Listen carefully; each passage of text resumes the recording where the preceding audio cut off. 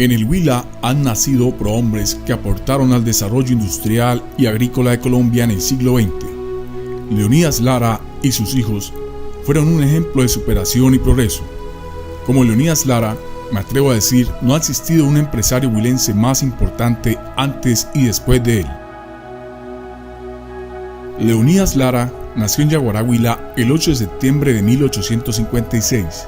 Allí vivió su infancia en la bucólica población de Casas Coloniales, pueblo de vocación ganadera que influyó en sus primeros negocios, compra y venta de ganado. Desde muy niño trabajó en la hacienda ganadera de su tío Placenio Lara. Cada vez que podía reunir dinero para costearse un año de estudios, dejaba de trabajar y entraba a la escuela, pero las guerras civiles le impidieron terminar sus estudios. El añil, pigmento azul utilizado en textiles, tuvo una gran demanda mundial. Este comercio llamó la atención del joven Leonidas y fue el primer gran negocio, hasta que los europeos descubrieron al final del siglo XIX cómo tinturar telas con químicos, así que ya no necesitaban del añil que producía y exportaba empresarios como Leonidas Lara.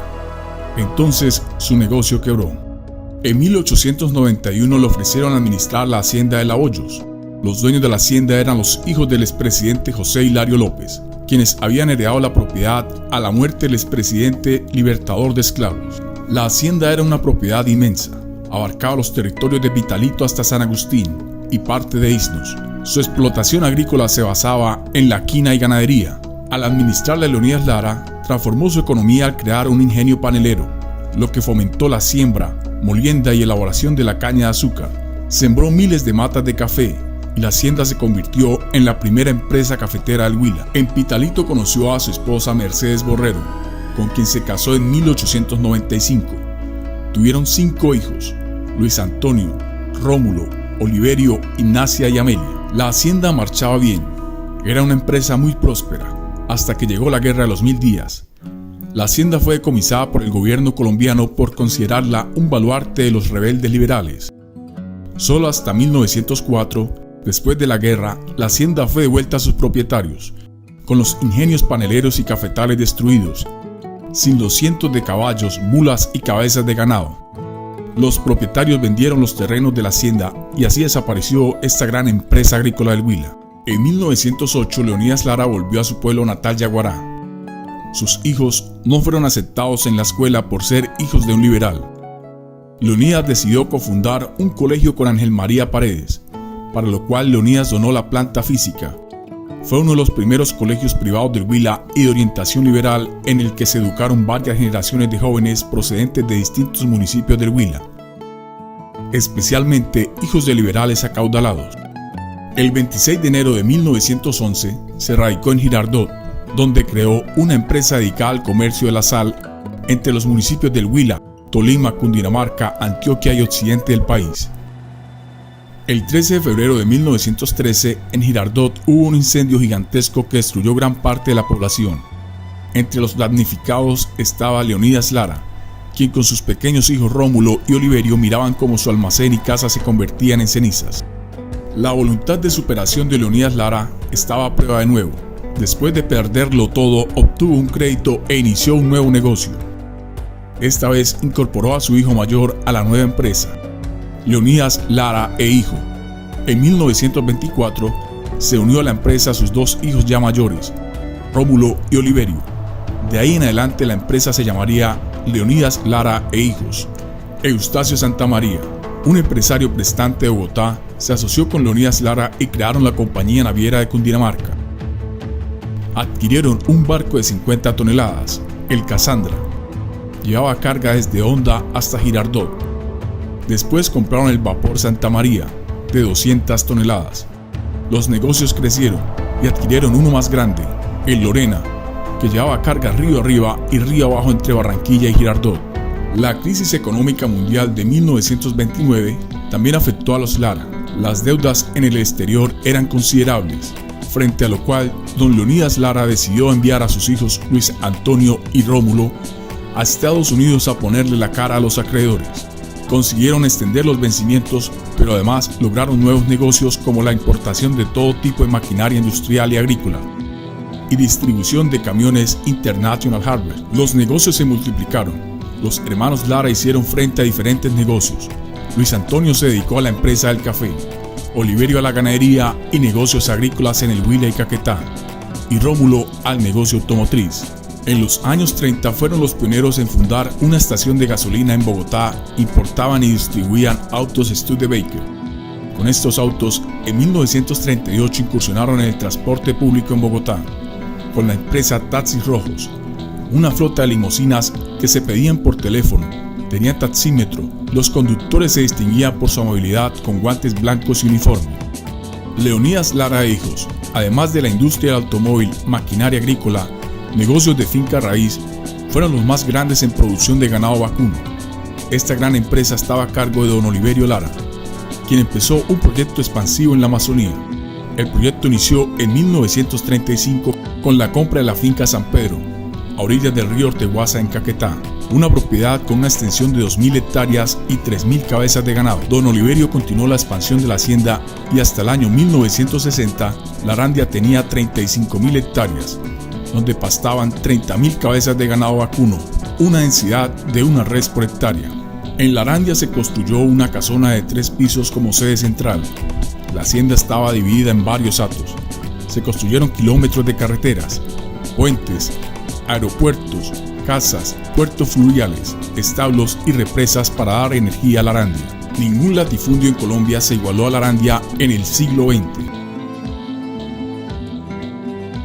Obtuvieron la distribución de Jeep Willys de la compañía American Motors.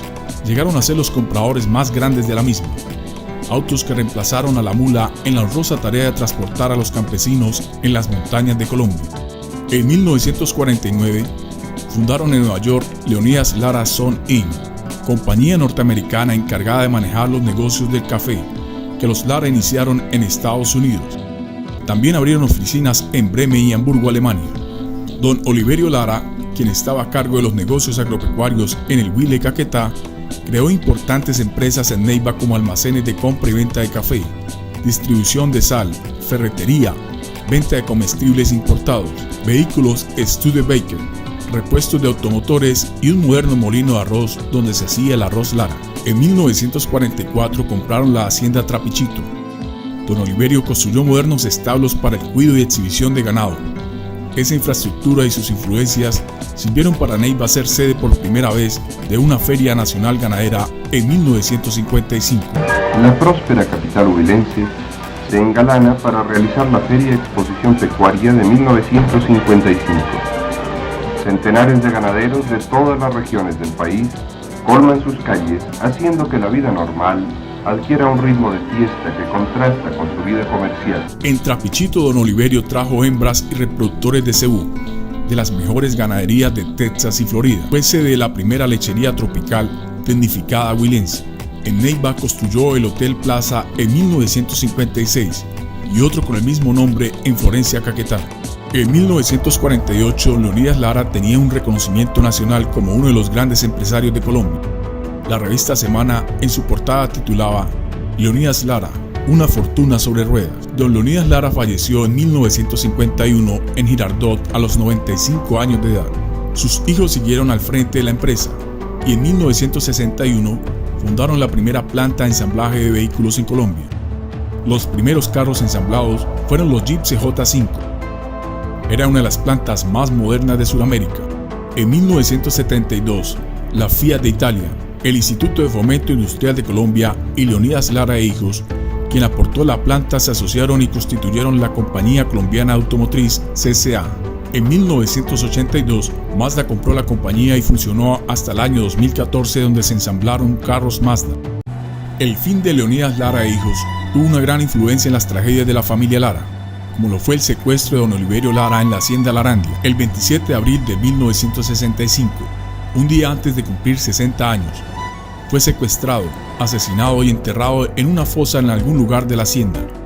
Solo 6 años después, encontraron su cuerpo por confesos asesinos que eran trabajadores de la hacienda.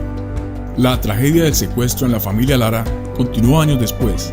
Las autoridades adelantan intensos operativos para dar con el paradero de la dama secuestrada anoche por 3 hombres y una mujer a unas 8 cuadras de su residencia en Bogotá.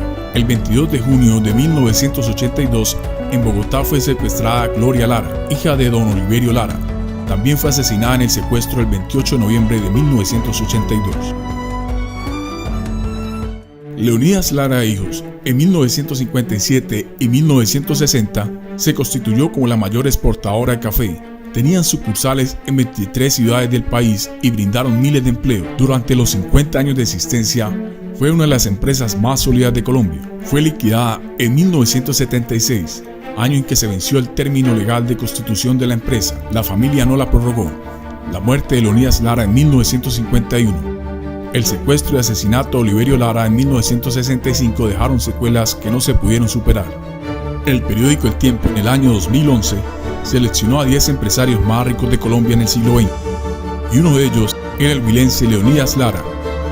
En la misma lista de empresarios legendarios de Colombia como Pepe Sierra y Julio Mario Santo Domingo, hombres que fueron importantes para el desarrollo industrial y agrícola de Colombia.